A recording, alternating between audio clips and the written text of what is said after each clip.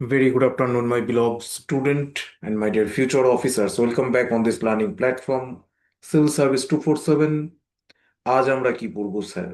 WBCS 2026 prelims পরীক্ষাকে সামনে রেখে ইন্ডিয়ান পলিটি কনস্টিটিউশনের মোস্ট ইম্পর্টেন্ট টপিক, যেগুলো বহুবার WBCS পরীক্ষায় এসেছে এবং যেটা না পড়লে ইন্ডিয়ান পলিটি কনস্টিটিউশনের পুরো কনসেপ্ট তোমার অজানা থেকে যাবে, পরীক্ষায় কোশ্চেন আনসার করতে তোমার অসুবিধা হবে, এমনই কিছু গুরুত্বপূর্ণ টপিক নিয়ে প্রত্যেক দিন এবার থেকে তোমরা রাত্রি 7:30টার সময় এই চ্যানেলে, এই যে playlist Indian polity 2026 WBCS prelims, এইখানে প্রত্যেক দিন ইন্ডিয়ান পলিটির ভিডিও পাবে, ক্লাস পাবে। প্রত্যেক দিন ক্লাসগুলোকে দেখবে, দেখলে তোমার বেটার কনসেপচুয়াল আন্ডারস্ট্যান্ডিং ডেভেলপমেন্ট হবে এবং তার সঙ্গে নতুন কোনো টপিক যদি তোমাদের দরকার হয়, জানার থাকে, তাহলে কমেন্ট সেকশনে জানাবে। আমি অবশ্যই পরের ক্লাসটা সেই টপিকের ওপর নেব। বোঝাতে পারলাম না। তো আজকে আমরা সেরকমই একটা important topic, Indian polity constitution for our upcoming prelims WBCS 2026 প্রিপারেশনের জন্য আজ আমরা দেখব ভারতে জরুরি অবস্থা। তো ভারতে জরুরি অবস্থা জারি হয়নি, জরুরি অবস্থার যে প্রভিশনস কনস্টিটিউশন অফ ইন্ডিয়ায় রয়েছে আজ আমরা দেখব, এবং জরুরি অবস্থা যখন জারি করা হয় তখন গণতন্ত্রের ক্ষেত্রে বিপদ কেন বলা হয়। সো আজ আমরা এন্টায়ার ডিটেলস দেখব। The emergency provisions constitution of India, article 352 থেকে আর্টিকেল 360। আমি একটু ইঙ্কটা নিয়ে নিই, just a second. So before we start this lecture, this is me, Shobhan Goswami, educator of Civil Service 247. I taught thousands of students like you past few years, civil service examination and others competitive exam battlefield. So my friend, যে সমস্ত student তোমরা নতুন রয়েছো তাদের প্রতি আমার humble request, subscribe this channel, share this content to your friend circle. দেখো শোনো, তো আজ আমরা দেখব ভারতে জরুরি অবস্থা। হ্যাঁ স্যার, তো ভারতে জরুরি অবস্থা কেন স্যার? শোনো, ভারতে জরুরি অবস্থা জারি হয়নি। ভারতে জরুরি অবস্থা জারি হওয়ার যে প্রভিশনস কনস্টিটিউশন অফ ইন্ডিয়ায় রয়েছে সেটা আমরা দেখব। তো এমার্জেন্সি প্রভিশনস আজ আমরা এন্টায়ার দেখব, আর্টিকেল 352 থেকে আর্টিকেল 360 WBCS পলিটির জন্য, যেটা বিশেষ গুরুত্বপূর্ণ। কেমন? একদম দেখো। তো তোমরা জানো যে ইন্ডিয়ান পলিটিতে একটা সুইচ রয়েছে কনস্টিটিউশনে, যেটাকে বলা হয় ইমার্জেন্সি প্রভিশনস। তো আজকে আমরা ক্লাসে দেখব যে জাতীয় জরুরি অবস্থা কেন ঘোষণা করা হয়, জাতীয় জরুরি অবস্থা কেন ঘোষণা করা হয়। আজ আমরা দেখব আর্টিকেল 352, আর্টিকেল 356 ধারার মধ্যে আসল পার্থক্যটা কোথায়, মানে জাতীয় জরুরি অবস্থা এবং রাজ্যে শাসনতান্ত্রিক অচলাবস্থার মধ্যে পার্থক্য কোথায়, এবং 1975-এর যে ইমার্জেন্সি প্রভিশনস, তার বিহাইন্ড দ্য স্টোরি, তার পেছনে ব্যাকগ্রাউন্ড কি ছিল আমরা বোঝার চেষ্টা করব। অতএব আজকে যে ন্যাশনাল এমার্জেন্সি, রাজ্যে শাসনতান্ত্রিক অচলাবস্থা এবং অর্থনৈতিক জাতীয় জরুরি অবস্থা, অতএব এমার্জেন্সি প্রভিশনসের আর্টিকেল 352 থেকে শুরু করে আর্টিকেল 360 আজকে আমরা এন্টায়ার দেখব। আজকের ক্লাসের পরে আশা করি তোমাদের এমার্জেন্সি প্রভিশন সম্পর্কে, জরুরি অবস্থা সম্পর্কে, এই পার্টিকুলার টপিক থেকে যে MCQ তোমাকে পরীক্ষায় জিজ্ঞেস করুক, আশা করি তোমরা করতে পারবে। বোঝাতে পারলাম না? তো আজ আমরা ক্লাসে কি দেখবো স্যার? আজ আমরা দেখবো জরুরি অবস্থা। তো জরুরি অবস্থা এমার্জেন্সি প্রভিশনস কোথায় রয়েছে স্যার? প্রথম যেটা প্রিলিমসের MCQ তোমাদের কাজে লাগবে, ক্লাসের শেষে ডিসক্রিপশনে আমি লিংক দেবো, সেখান থেকে তোমরা PDF ডাউনলোড করতে পারবে। কেমন? ভারতীয় সংবিধানের কোথায় sir? Part 18 of the Indian constitution, সেখানে রয়েছে এমার্জেন্সি প্রভিশনস। তো এটা তোমাদের অ্যানাদার প্রিলিমস MCQ, পরীক্ষায় নোট ডাউন, পরীক্ষার জন্য খাতায় নোট ডাউন করে নাও। কোথা থেকে নেওয়া হয়েছে স্যার? এমার্জেন্সি প্রভিশনস ভারতবর্ষে নেওয়া হয়েছে স্যার জার্মানি থেকে। আমি আগের দিন তোমাদের পড়িয়েছি ভারতীয় সংবিধানের উৎস। বোঝাতে পারলাম না? তো ভারতীয় সংবিধানের উৎস, সোর্সেস অফ ইন্ডিয়ান কনস্টিটিউশন, আমি আগের দিন পড়িয়েছি। তোমরা যারা ক্লাসটা দেখোনি, it's my humble request, after finish this class please watch this before classes. কেমন? একদম দেখো। তো ভারতীয় সংবিধান যেটা তোমরা দেখবে যে জার্মানি থেকে নেওয়া হয়েছে, এবং মৌলিক অধিকার খর্ব করার কি কনসেপ্ট রয়েছে আজ আমরা ক্লাসে দেখব, যে ন্যাশনাল এমার্জেন্সি বা জরুরি অবস্থার সময় আমাদের কোন মৌলিক অধিকার সাসপেন্ড হয়, কোন মৌলিক অধিকার সাসপেন্ড হয় না এবং কেন হয় না আজকে ডিটেল দেখবো, শোনো। তো আর্টিকেল 352 আজ আমরা দেখব ন্যাশনাল এমার্জেন্সি কেমন। আর্টিকেল 356-এ রয়েছে স্টেট এমার্জেন্সি, স্টেট এমার্জেন্সি না বলে বলবে প্রেসিডেন্সিয়াল রুল, রাজ্যে রাষ্ট্রপতি শাসন বা রাজ্যে শাসনতান্ত্রিক অচলাবস্থা। আর্টিকেল 360 হচ্ছে স্যার ফিনান্সিয়াল এমার্জেন্সি, আর্থিক জরুরি অবস্থা কেমন। তো এই ক্লাসগুলো খুব ছোট ছোট ক্লাস হবে, কিন্তু ছোট ক্লাসের মধ্যে ডিটেল এমসিকিউ এবং কনসেপ্ট তোমাদের রিভিশনের জন্য ক্লিয়ার হয়ে যাবে। তো ফার্স্ট আমরা দেখব জাতীয় জরুরি অবস্থা। জাতীয় জরুরি অবস্থা কোথায় রয়েছে? জাতীয় জরুরি অবস্থা রয়েছে আর্টিকেল 352 কনস্টিটিউশন অফ ইন্ডিয়া। এখন আর্টিকেল 352 অনুসারে জাতীয় জরুরি অবস্থার সময় কেন জাতীয় জরুরি অবস্থা গ্রহণ, কেন ওয়াই ন্যাশনাল এমার্জেন্সি বা জাতীয় জরুরি অবস্থা ইমপ্লিমেন্ট করা হয়, কিছু গ্রাউন্ডস রয়েছে। গ্রাউন্ডের মধ্যে প্রথমত হচ্ছে ওয়ার, যদি যুদ্ধ বাধে, যদি এক্সটার্নাল এগ্রেশন হয়, মানে মানে যদি বহিঃশত্রুর আক্রমণ ঘটে, এবং 3 নাম্বার হচ্ছে ইন্টারনাল ডিস্টারবেন্স। তো ইন্টারনাল ডিস্টারবেন্স এটা ছিল স্যার বিফোর 1978। তো বিফোর 1978 কনস্টিটিউশন অফ ইন্ডিয়া তুমি যদি দেখবে তো সেখানে লেখা ছিল ইন্টারনাল ডিস্টারবেন্স, মানে দেশের অভ্যন্তরে যদি কোনো আভ্যন্তরীণ গোলযোগ তৈরি হয়, সেক্ষেত্রে পার্লামেন্ট অফ ইন্ডিয়া বা দেশের যে এক্সিকিউটিভ ডিপার্টমেন্ট রয়েছে ইমপ্লিমেন্ট করতে পারতো জাতীয় জরুরি অবস্থা বা ন্যাশনাল এমার্জেন্সি। বোঝাতে পারলাম না পারলাম না? সো ন্যাশনাল এমার্জেন্সি ঘোষণা করার গ্রাউন্ড বিফোর 1978 ছিল ইন্টারনাল ডিস্টারবেন্স। কিন্তু 1978 সালে, 1978 সালে 44th কনস্টিটিউশনাল অ্যামেন্ডমেন্টের মাধ্যমে, 44তম সংবিধান সংশোধনের মাধ্যমে এই ইন্টারনাল ডিস্টারবেন্সের গ্রাউন্ডটাকে তুলে এখানে যে গ্রাউন্ডটা যোগ করা হয়েছে সেটা হলো আর্মড রেবিলিয়ান। তো এটা তোমার পরীক্ষার আরেকটা এমসিকিউ। বোঝাতে পারলাম না পারলাম না? তো কেন? কারণ 1975-এ যে ন্যাশনাল এমার্জেন্সি ভারতবর্ষে ইমপ্লিমেন্ট করা হয়েছিল, 1975 ইন্টারনাল এমার্জেন্সি ম্যাডাম ইন্দিরা গান্ধীর টাইমে, এবং ম্যাডাম ইন্দিরা গান্ধী সেই সময় এই ইন্টারনাল ডিস্টারবেন্সের গ্রাউন্ডটাকে কাজে লাগিয়েই আভ্যন্তরীণ গোলযোগের অজুহাতেই ভারতবর্ষে কিন্তু ইন্টারনাল এমার্জেন্সি জারি করা হয়েছিল। বোঝাতে পারলাম না পারলাম না? তো ভবিষ্যতে এরকম পরিস্থিতি যাতে না হয়, বোঝাতে পারলাম, সেই কারণে মোরারজি দেশাই গভর্নমেন্টের সময় 44তম সংবিধান সংশোধনের মাধ্যমে, 44th কনস্টিটিউশনাল অ্যামেন্ডমেন্টের মাধ্যমে ইন্টারনাল ডিস্টারবেন্সের গ্রাউন্ডটাকে তুলে যেটা যোগ করা হয় সেটা হলো স্যার আর্মড রেবেলিয়ান। মনে রাখবে, নোট ডাউন করে নাও খাতায়। বোঝাতে পারলাম না পারলাম না? একদম। নেক্সট, নেক্সট হচ্ছে আর্টিকেল 356। আর্টিকেল 356 হচ্ছে রাজ্যের শাসনতান্ত্রিক অচলাবস্থা। এখন আমরা যেটা দেখলাম একটু আগে সেটা আমরা দেখলাম গোটা দেশে।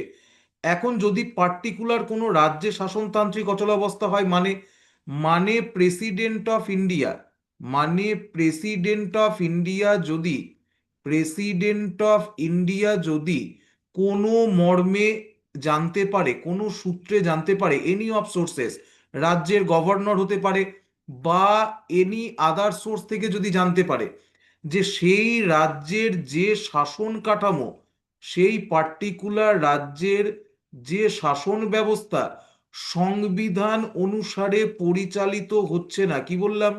সংবিধান অনুসারে পরিচালিত হচ্ছে না। বোঝাতে পারলাম না পারলাম না? তাহলে কি হবে স্যার? তাহলে যদি কোনো রাজ্যের শাসন ব্যবস্থা সংবিধান অনুসারে পরিচালিত না হয়, তাহলে রাষ্ট্রপতি যদি মনে করে তাহলে সেই রাজ্যে কি জারি করতে পারে? সেই রাজ্যে জারি করতে পারে সাংবিধানিক জরুরি অবস্থা। বোঝাতে পারলাম না পারলাম না? আন্ডার আর্টিকেল 356 রাজ্যে প্রেসিডেন্সিয়াল রুল, রাষ্ট্রপতি শাসন। যদি কোনো পার্টিকুলার রাজ্যের শাসন ব্যবস্থা, আরেকবার বলে দিচ্ছি, সংবিধান অনুসারে পরিচালিত হচ্ছে না, এই মর্মে যদি প্রেসিডেন্ট অফ ইন্ডিয়া জানতে পারে, any other source, government governor of that particular state হতে পারে বা অন্য কোনো সোর্সে যদি জানতে পারে এবং স্যাটিসফাই হয়, তাহলে কি হবে? রাজ্যে 356 অনুসারে সাংবিধানিক জরুরি অবস্থা জারি করা হবে। বোঝাতে পারলাম না পারলাম না? এখন ডাব্লিউবিসিএস এর জন্য, প্রিলিমস এর জন্য এমসিকিউ করার জন্য কিছু গুরুত্বপূর্ণ পার্থক্য তোমরা দেখে নাও। আর্টিকেল 352 এবং আর্টিকেল 356 এর মধ্যে। তো আর্টিকেল 352 এবং আর্টিকেল 356 এর মধ্যে কি কি পার্থক্য রয়েছে স্যার? প্রথমে হচ্ছে পুরো দেশে বা দেশের কোনো অংশে লাগু করা হয় national emergency. National emergency ground আমরা দেখে নিলাম, একটা হচ্ছে ওয়ার, একটা হচ্ছে এক্সটার্নাল এগ্রেশন, আর একটা হলো স্যার আর্মড রেবিলিয়ান। তো এই তিনটে কারণে কি করা হয়, ন্যাশনাল এমার্জেন্সি ইম্পোজ করা হয়।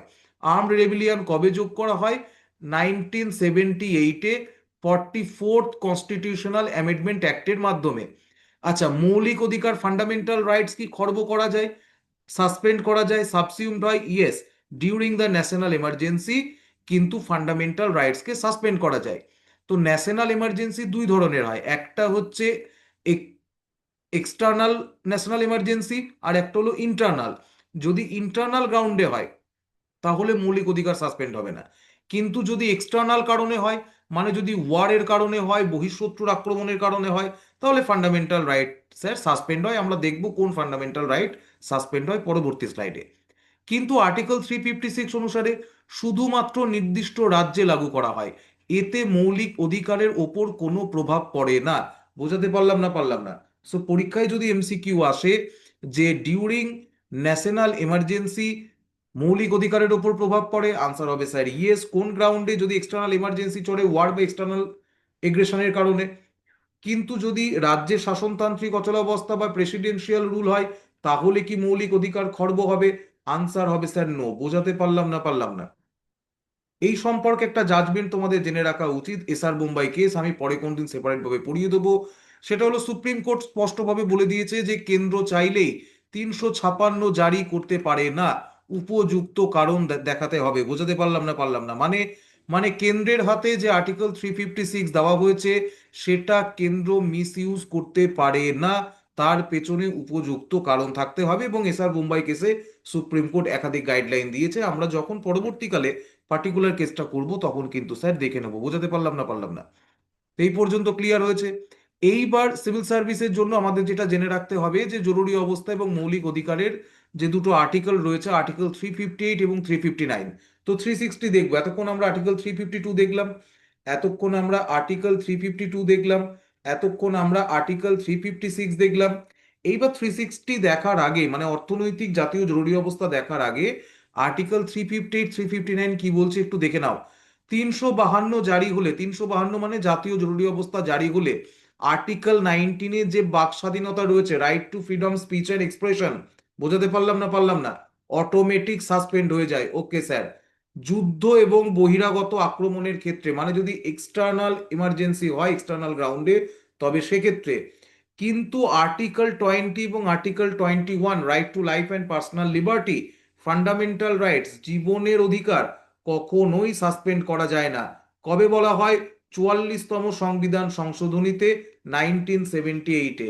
অ্যানাদার প্রিলিমস এমসিকিউ, বলো এর পরে কি এমার্জেন্সি প্রভিশনস থেকে, part 18 of the Indian constitution থেকে কোনো এমসিকিউ যদি এমার্জেন্সি পার্টিকুলার টপিকের উপর জিজ্ঞেস করে, তুমি করতে পারবে কি পারবে না? যদি করতে পারো কমেন্ট সেকশনে লিখবে ইয়েস। বোঝাতে পারলাম না পারলাম না? একদম ওকে স্যার।